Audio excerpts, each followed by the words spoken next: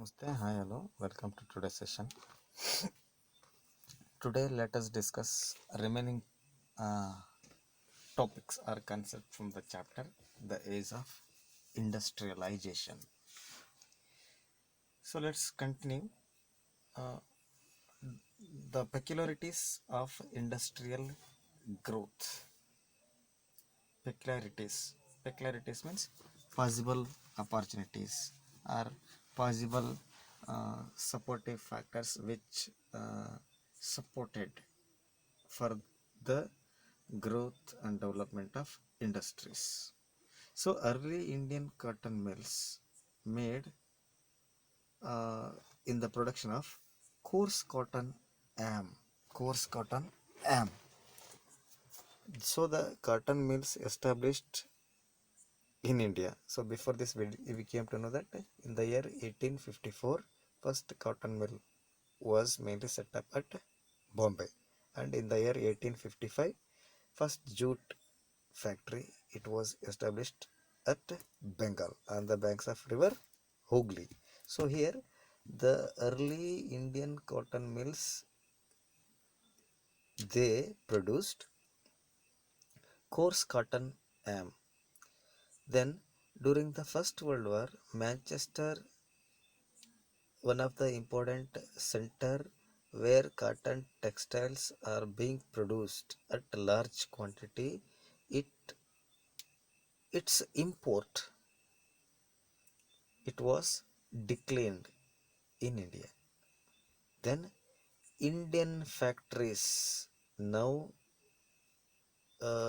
it became a challenge or it was an opportunity for them to supply, produce goods like Manchester was producing earlier for the other needs, and even the, in that particular situation it was for war needs. Then small scale industries predominated in this particular situation of First World War. So most of the industries were mainly located in Bengal and Bombay. So Bengal and Bombay in the beginning of 19th century, they are the most important industrial sectors or industrial zones in India. Large number of small, medium and large scale industries got established and produced large quantity of products. They went with uh, exporting goods to the other corners of the world. A small portion of total industrial labors worked in factory. Small portion. Then what about large portion you may think? Large portion of workers they are mainly working under small scale sectors. Small scale sectors. So because of that small scale sector they predominated in the production of cotton textiles. Use of fly shuttle increased handicraft. Fly shuttle means it's a device or it's an instrument. It was mainly used for weaving the textiles, and it is mainly a handcraft, a, a skill oriented production. So it was mainly used by these small scale industries and uh, weavers in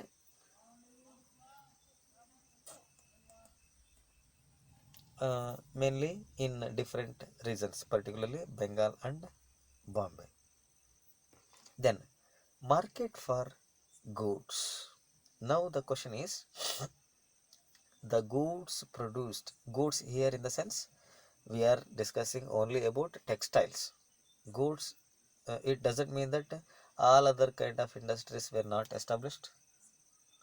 So they are also established, but importance was given for textile industries. Here market for goods collectively describes the all other products. So how the goods got market and marketing? So for that,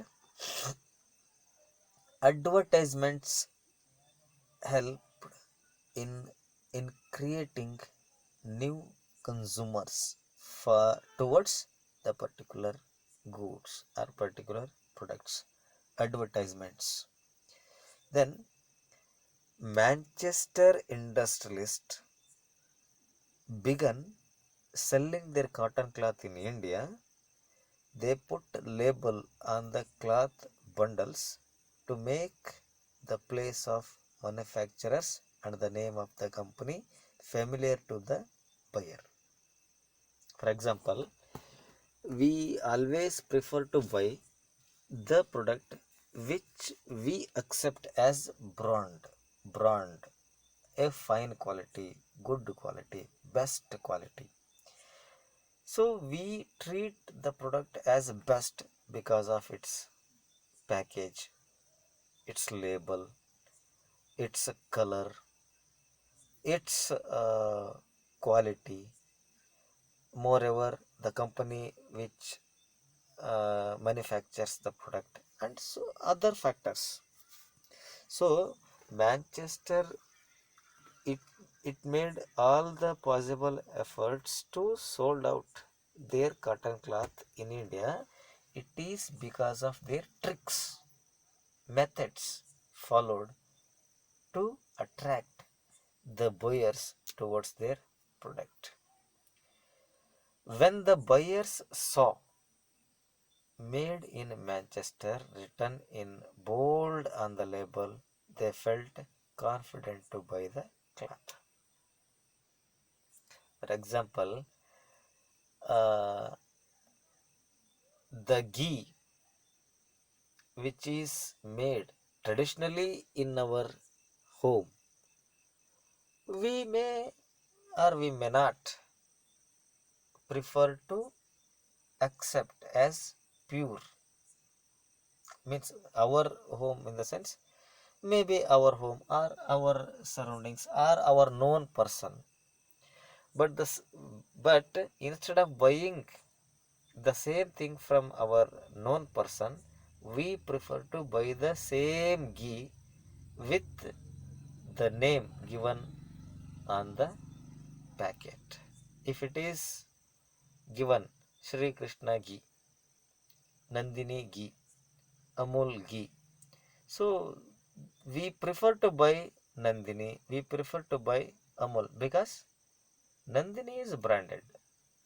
Similarly, though the cloth manufactured in India, the label displayed clearly it is manufactured in Manchester. Itself made buyer to attract towards the product or towards the cloth. The labels carried images and were beautifully illustrated with images on Indian gods and goddesses. The printed image of Krishna or Saraswati was also intended to image make the manufacturers from a foreign land appear familiar to Indians. This is also the marketing trick we call economically or in terms of business. So the best satisfaction of the customer is good ad for the company. Good ad for the company. So if the customer is going to get maximum satisfaction, it's enough. He goes on giving free ad. Similarly, what the Manchester industrialists did, they went with knowing the sentiments of Indians. Because of that, they illustrated beautifully,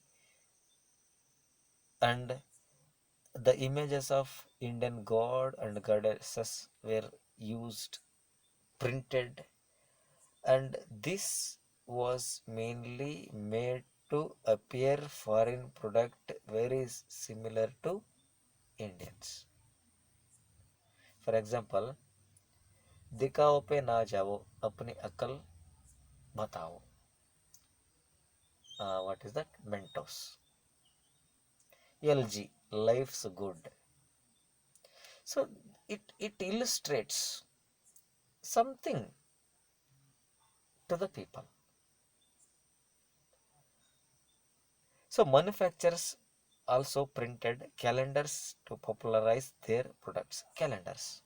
Calendars means, for example, some of your parents are LIC agents. Some of your parents are uh, mainly members of some of the organizations, cooperative societies, banks, and others.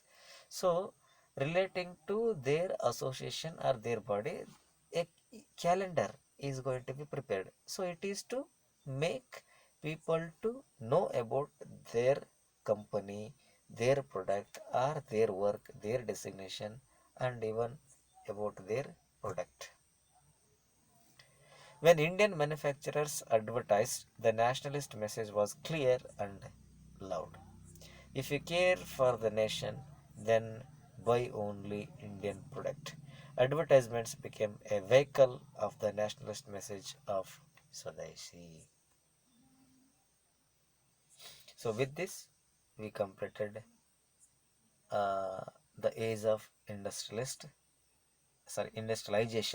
chapter, and let's discuss exercise activity in tomorrow's session.